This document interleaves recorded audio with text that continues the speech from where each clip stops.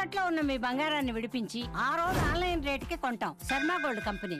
నమస్తే, welcome to Suman TV. నేను పద్మిని. ప్రస్తుతంతో పాటు ప్రముఖ ఆధ్యాత్మికవేత్త, వాస్తు జ్యోతిష పండితులు కేసీఆర్ గారు మనతో పాటు ఉన్నారు. మాట్లాడదాం సార్. నమస్తే సార్. నమస్తే అమ్మ. ముందుగా మీకు శ్రీ పరాభావన సంవత్సర ఉగాది శుభాకాంక్షలు సార్. మన ప్రేక్షకులందరికీ కూడా ఈ పరాభవన సంవత్సరంలో వాళ్ళకి ఎలాంటి పరాభవాలు లేకుండా అన్ని మంచి అనుభవాలు ఇలాగా కలగాలని, ఆరోగ్య అవసరాలతో వాళ్ళ జీవితాలన్నీ కూడా తొలతోగాలని మనస్ఫూర్తిగా కోరుకుంటూ, ఇప్పుడు మీరేం అడిగితే అది చెప్పడానికి సిద్ధంగా ఉన్నాను. తప్పకుండా సార్. రాశి ఫలాలే ఖచ్చితంగా మన ఛానల్లో మీ వీడియోస్ కోసం ఎదురు చూసే వాళ్ళు చాలా మంది ఉన్నారు. మరి మీ ప్రిడిక్షన్స్ ఈ సంవత్సరం అంతా కూడా మా రాశికి ఎలా ఉంటుంది, మా నక్షత్రానికి ఎలా ఉంటుందని తెలుసుకోవాలనుకునే వాళ్ళు ఉన్నారు. అది తెలియచేద్దాం. అంతకన్నా ముందు గురు రాశి త్రయం ఎటువంటి ఫలితాలను ఇస్తుంది సార్? అంటే ఇది లాస్ట్ ఇయర్ కూడా జరిగింది, ఈ ఇయర్ కూడా జరగబోతోంది. కన్జర్వేటివ్గా ఇట్లా జరగటం ఎటువంటి ఫలితాలను ఇస్తుంది సార్? అంటే అంత క్రితం కూడా ఒక వీడియోలో మనం చేసాం. ఈ గురువులకి సంబంధించినంత వరకు కూడా ఆ, సంపూర్ణంగా మంచి ఫలితాలు అయితే ఉండే అవకాశాలు లేవు. సో ముఖ్యంగా జనాలకి ఈ అరుగుదల మీద వాటి మీద వచ్చే రోగాలు, సో అందులో మనకి ఏమంటాం, ఈ భాగ్యనగరం కాదు మధుమేహ నగరం అని కూడా ఒక పేరు. ఖచ్చితంగా. సో ఈ మధుమేహం యొక్క ఇంపాక్ట్ కూడా పెరగటం అనేది ఉంటుంది. ఇంకా కొద్దిగా చిన్న చిన్న వయసు వాళ్ళకి కూడా తొందరగానే సంప్రాప్తించే అవకాశాలు ఎక్కువగా ఉంటాయి. సో నెగిటివ్గా మాట్లాడితే అది ఒకటి. అంటే ఆరోగ్యం ఒకటి జాగ్రత్తగా చూసుకోవటం అనేది ప్రతి ఒక్కళ్ళు కూడా ఈ ఏడాది సాధ్యమైనంత వరకు కూడా రోడ్డు మీద ఆహారాలు ఎక్కువగా తీసుకోకుండా ఉండటం బాగా తప్పనిసరి అయితే తప్ప, సాధ్యమైనంత వరకు ఇంటి ఆహారాన్ని కొంత క్రమశిక్షణని పాటిస్తే ఆరోగ్యాలు బాగుంటాయి.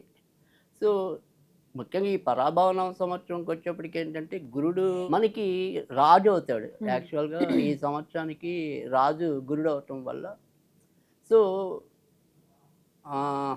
రాజులకే ఇబ్బంది, సామాన్య మానవులకి మంచిది. ఇప్పుడు మొదటి నుంచి కూడా పరాభవన సంవత్సరంలో కూడా దాని యొక్క అర్థం అనేది కూడా అంత ఈ రాజులకి మధ్య పరాభవాలు ఎదురవుతాయి ఎక్కువ అని చెప్పి దానికి సంబంధించిన సంకేతాలు ఆల్రెడీ ఉన్నాయి కదా. ఈ వరకు యుద్ధాలు కూడా మనం ఎప్పుడో లాస్ట్ ఇయర్ ఉగాది ముందు వీడియో కనుక చూసినట్టయితే ఫిబ్రవరి నుంచి జూన్ దాకా మనం పరీక్షాకాలం అని చెప్పాం అప్పట్లోనే. Correct sir. సో ఇంచుమించుగా ఇప్పుడు ఫిబ్రవరిలోనే మనకి యుద్ధాలు చివరి నుంచి బిగిన్ అయ్యాయి. సో అక్యురేట్ గా ఎట్లా సార్? అమేజింగ్ మీ ప్రొడిక్షన్స్. అంటే అవి నిజమయ్యాయని సంతోషపడటం ఇక్కడ నా ఉద్దేశం కాదు. అంటే ఎప్పుడు Correct గా, మన వరకు నేను ఎప్పుడు ఒకటే చెప్పాను, నిరంతరం మనం పరిశోధన అనేది అవసరం ఉంటుంది. మనకు అంత క్రితం ఏదో 10 ఏళ్ళ కిందట నేర్చుకున్నాం కదా, అదే కొట్టుకు పిండి అంటే అవదు. అప్డేట్ సో అప్డేట్ అవుతూనే ఉండాలి.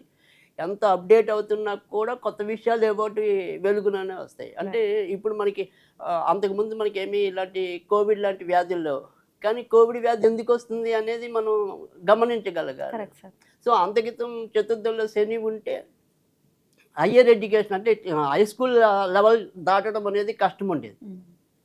అంటే 10th క్లాసు ఒకప్పుడు మీకు పేపర్లో టఫ్ అది. అప్పుడు ఇంటర్ ఏమంటాం 10th మెట్రిక్ అని, అసలు 10th కి ముందు మెట్రిక్ అనేవాళ్ళు. ఈ రెండు అసలు అవి పాస్ అయ్యారంటే వాళ్ళు ఒక హీరోల్లా చూసేవారు. ఇప్పుడు ఆల్మోస్ట్ ప్రతి ఒక్కడు పాస్ అవుతాడు, ఎక్కువ మందికి ఫస్ట్ క్లాసులు వస్తాయి.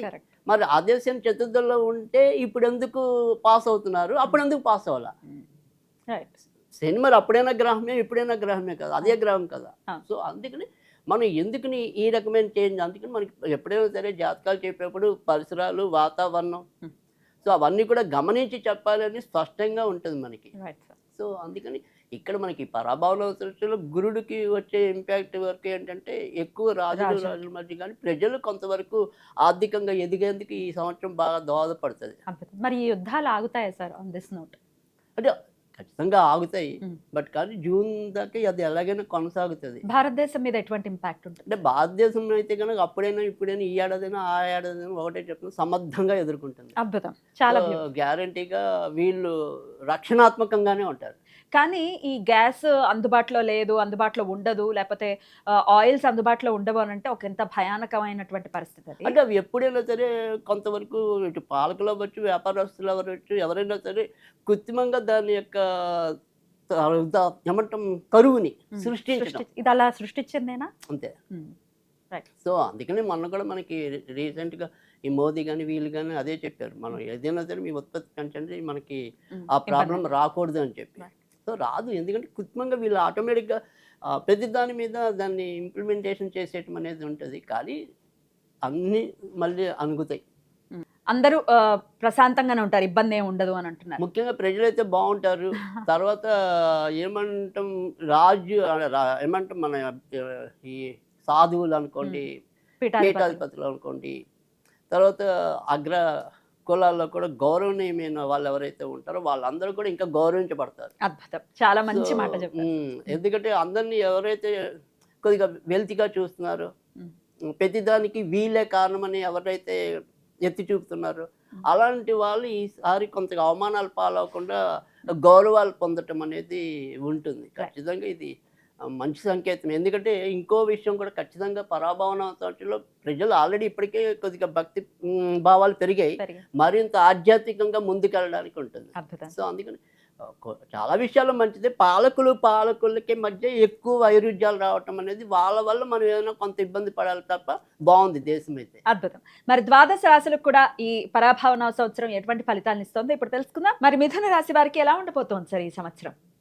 మిథున రాశి వారికి కూడా మొదట అర్ధ భాగం ఎక్కువ శాతం మంచి ఫలితాలు ఉంటాయి. ముఖ్యంగా మే దాకా అయితే కనుక ఎక్కువ మంచి ఫలితాలు ఉంటాయి. సో మే నుంచి కేవలం సెప్టెంబర్ మధ్య మాత్రమే కొద్దిగా వ్యతిరేక ఫలితాలు అనేవి ఉన్నాయి. ఏ రకమైన వ్యతిరేక ఫలితాలు అంటే కనుక బంధుమిత్రాదులతో ఏవో రకమైన కొంత మనస్పర్ధలు వచ్చే అవకాశాలు ఎక్కువగా ఉన్నాయి. తర్వాత ఇదే మే నుంచి ఇంచుమించుగా ఆ టైంలో మనం ఏమంటాం, వృత్తి ఉద్యోగాల్లో కొద్దిగా ఆకస్మికంగా మారాల్సిన పరిస్థితులు, కొంతమందికి ఉద్యోగాలు కూడా పోయే పరిస్థితులు రావటం అనేది జరుగుతుంది. అయితే అదృష్టవశాత్తు ఏంటంటే ఈ సంవత్సరం అంతా కూడా వీరికి ఎంత పెద్ద ఖర్చులు వచ్చినప్పటికీ కూడా తట్టుకుని నిలబడతారు. అంటే అవసరానికి ధనం లభించడం అనుకోండి. సో ఆ రకంగా మాత్రం వెసులుబాటు ఉంది. అంటే ఇప్పుడు సపోజ్ ఉద్యోగం పోయినా కూడా సంసారం వీధిని పడే పరిస్థితి తక్కువ. సో అప్పైనా చొప్పైనా ముందైతే కనుక ఇబ్బంది లేకుండా నడిచిపోవటం అనేది ఉంటుంది. సో ముఖ్యంగా ఈ సంవత్సరం జాగ్రత్త పడాల్సింది ఏంటంటే కనుక అందరికీ కూడా ఒక రకంగా చెప్పాలి అంటే కనుక ఎక్కువ శాతం మంది, అంటే ఎక్కువ రాసుల వారికి ఈ డిసెంబర్ తర్వాత నుంచే అసలైన పరీక్షాకాలం మొదలవుతుందని చెప్పాలి. రాహుకేతుల వల్ల ఇంపాక్ట్ ఎక్కువ ఉంటుంది. ఎందుకంటే మిథున రాశికి అష్టమంలో రాహు సంచరించడం అనేది ఉంటుంది. అక్కడ ఆటోమేటిక్గా ధనస్థానంలోకి కేతువు రావడం అనేది ఉంటుంది. సో అందుకని ఈ ఆరోగ్యపరంగా కూడా ఖర్చులు పెరిగే అవకాశాలు ఎక్కువ ఉంటాయి. తర్వాత రెండోది కేతు వాక్స్థానంలో ఉంటాడు కాబట్టి మన మాట వల్ల ఇబ్బంది. అందుకే మన బంధుమిత్రాదులతో కూడా ఏదో రకమైన విరోధాలు రావచ్చు అన్నాం. సరే, ఇక్కడ ఆరోగ్యం ఎప్పుడైతే అష్టమ స్థానంలో రాహు సంచరిస్తాడో రోగం రావటం వేరు, దాన్ని ఐడెంటిఫికేషన్ చేయటం అనేది వేరు. సో అది కష్టమవుతుంది. రాహు ఎప్పుడు కూడా తొందరగా ఆ వ్యాధిని తేల్చాడు. కొన్నేళ్ళు అలా మధ్య మనకి ఏంటంటే ఏదైనా సరే మనం ఏమంటాం, ఖచ్చితంగా వీళ్ళు కొద్దిగా 10 రూపాయలు పోతే పోయే కానీ ఏమంటాం థర్డ్ ఒపీనియన్కి వెళ్ళటం మంచిది. థర్డ్ ఒపీనియన్ కూడా వెళ్ళాలా అంటే నేనేంటి ఇప్పుడు ఒక ల్యాబ్లో వీళ్ళకి షుగర్ ఉందని రావచ్చు, ఎక్కువ ఉందని రావచ్చు, ఇంకో ల్యాబ్కి వెళ్తే అంత ఉండకపోవచ్చు. అంటే రాహు ఎప్పుడు కూడా కన్ఫ్యూజ్ చేస్తూ ఉంటాడు, మాయ. సో అందుకని దీనికి వచ్చేసింది కదా అని భయపడకుండా కొద్దిగా 2 సార్లు 2-3 ఒపీనియన్కి వెళ్ళటం అనేది అవసరం నన్ను అడిగితే. సో అప్పుడు కానీ వీళ్ళకి కరెక్ట్ డయాగ్నిస్ అనేది అవ్వదు. అయితే ఎలాంటి వ్యాధులు రావచ్చు అనేది కూడా మనం చెప్తాం. కొద్దిగా సిమ్టమ్స్, అంటే ఎలాంటివి ఏమైనా సరే సిమ్టమ్స్ ఉన్నాయి అనుకుంటే కనుక కొద్దిగా చూపించుకోండి. అంటే ఎప్పుడైతే రాహు అష్టమంలో ఉంటాడో ఖచ్చితంగా వచ్చేది ఊపిరితిత్తులు అలాంటి వాటికి సమస్యలు ఎక్కువ వస్తాయి. సో ముఖ్యంగా ఇప్పటికే ఎవరికైనా సరే ఈ డస్ట్ ఎలర్జీ ఇలాంటివి ఏమైనా ఉంటే కనుక ఇంకొద్దిగా ప్రభావం పెరిగే అవకాశాలు ఎక్కువ ఉంటాయి. తర్వాత రెండోది ఏంటంటే ఇన్ఫెక్షన్స్, చర్మానికి సంబంధించిన అవ్వచ్చు, సో ఉన్నటువంటి పులిపిరికాయలు రావటం కానీ, సో ఇలాంటివి ఏమైనా సరే ఇన్ఫెక్షన్కి సంబంధించినవి కూడా ఎక్కువ వస్తాయి. తర్వాత రెండోది వచ్చేప్పటికి ఏంటంటే ఈ యూరిన్లో పసులు పోవటం కానీ ఇలాంటివి రావడానికి ఉంటుంది. అంటే మూత్ర సంబంధించినవి కూడా రావడానికి ఉంటుంది. కనుక ఇలాంటివి ఏమైనా సరే ఆ రకమైన జాగ్రత్తలు తీసుకుంటే కనుక ఖచ్చితంగా మనకి మంచి జరగడానికి, అంటే ముందే దాన్ని మనం గుర్తించడానికి ఉంటుంది. అంటే ఇక్కడ అదృష్టవశాత్తు ఏంటంటే ప్రాణాంతక వ్యాధులు అనేవి ఉండవు, కానీ డబ్బు పోయే శని పట్టే అన్నట్టు ఏంటంటే డబ్బు ఖర్చు అవుతుంది, రోగం తేలదు, ఇబ్బంది కదా, అది ఇబ్బంది కదా. సో అందుకని అదొకటి చికాకు. డబ్బు ఖర్చు అవటం ఉంది కానీ ప్రాణం పోయేంత సంకట స్థితి లేదు, అంతవరకు మనం మంచి అని చెప్పుకోవచ్చు. అలాగే ఉద్యోగం పోవచ్చు కానీ డబ్బుకి చికాకు లేదు, అది కూడా మంచి అని చెప్పుకోవచ్చు, అదే కదా. సో కానీ ఇక పెళ్ళి ముందు విద్యార్థుల గురించి మాట్లాడుకుందాం. సో ఏదైతే ఈ మిథున రాశి విద్యార్థులకి కూడా మొదటి అర్ధభాగం అంతా కూడా మంచిగా ఉంది కనుక వాళ్ళు అనుకున్న దాంట్లో ఒక 20 మార్కులు 10 మార్కులు అటు ఇటు వచ్చినప్పటికీ కూడా ఓవరాల్గా బ్యాక్ లేకుండా ముందుకు రావటం అనేది అయితే జరుగుతుంది. కానీ ఏదైనప్పటికీ కూడా ఇక్కడ ఇప్పుడు ప్రస్తుతం భాగ్యస్థానంలో రాహు ఉన్నాడు కాబట్టి ఎవరైతే డిగ్రీ నుంచి పై చదువుల్లో ఉంటారో సో అక్కడ వాళ్ళు మాత్రం బాగా ఎక్కువ శ్రద్ధ తీసుకోవాలి. అంటే నాకు ఖచ్చితంగా 100 మార్కులు వస్తాయనుకుని ఎక్స్పెక్ట్ చేసిన వాళ్ళకి కూడా రాహు మాయ వల్ల వాళ్ళు అనుకున్న పర్సెంటేజ్ అక్కడ కనపడకపోవచ్చు. సో అందుకని ఏదైనప్పటికీ కూడా అందులో మిథున రాశికి ఉండే మెయిన్ ప్రాథమిక లోపమే వీళ్ళకి ఎప్పుడు కూడా రెండు రకాల థాట్స్ వస్తూ ఉంటాయి. అంటే ఒక సమాధానం ఖచ్చితంగా అది అని తెలిసినప్పటికీ కూడా ఏమో మళ్ళీ భయం, ఈ ప్రశ్నకి ఇది రైటా, ఈ ప్రశ్నకి ఇది రైటా అనేది. అలా కాదు, మొదట మీకు ఏది స్ఫురించిందో అది వెంటనే అమలు చేసుకోండి, ఖచ్చితంగా మంచి జరగటం అనేది ఉంటుంది. ఎందుకంటే మనం కన్ఫ్యూజ్గా ఆలోచిస్తే సమయం దాటిపోతుంది, పరీక్షలో 10 రాయాల్సింది 8 రాస్తాం. ఎగ్జాక్ట్లీ.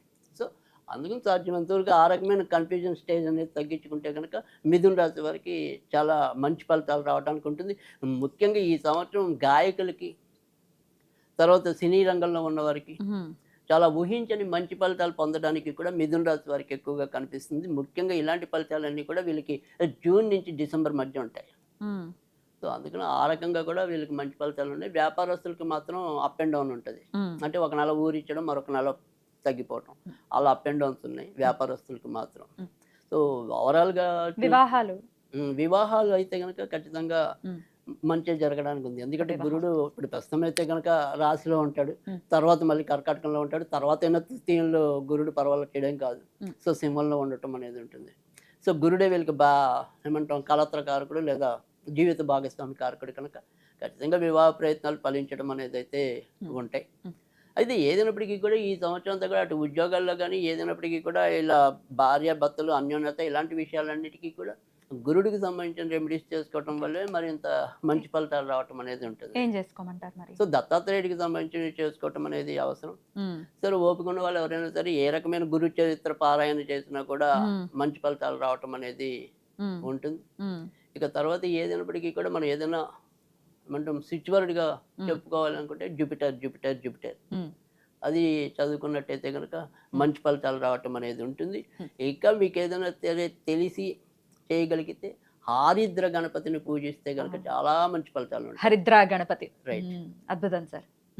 ఖచ్చితంగా ఇది చేసుకుని గురువు అనుగ్రహం చేత మిథున రాశి వారికి ఒకంత కష్టకాలంగా కనిపిస్తుంది, ఆరోగ్యం ఇబ్బందిగా అంటే ఇవన్నీ కూడా మనం ఎక్కువ శాతం అయితే కనుక బాగా పరీక్ష కాలం మటుకు ఓవరాల్ గా నేను వీళ్ళకే కాదు అందరికీ కూడా చెప్పేది, అంటే ప్రపంచ విశ్వవ్యాప్తంగా నేను చెప్పేది డిసెంబర్ నుంచి తర్వాత వచ్చే ఉగాదే ఎక్కువ పరీక్షలు ఉంటాయి. రైట్, డిసెంబర్ నుంచి జాగ్రత్తగా ఉండాల్సిన అవసరం ఉంది. కానీ ఇప్పటి నుంచి దత్తారాధన చేసుకుంటే ఖచ్చితంగా మనం సేవ్ అవుతాం. ఎగ్జాక్ట్లీ, అద్భుతంగా తెలియజేశారు సార్, కృతజ్ఞతలు. ఇక నెక్స్ట్ వీడియోలో కర్కాటక రాశి గురించి తెలుసుకుందాం. నమస్కారం సార్.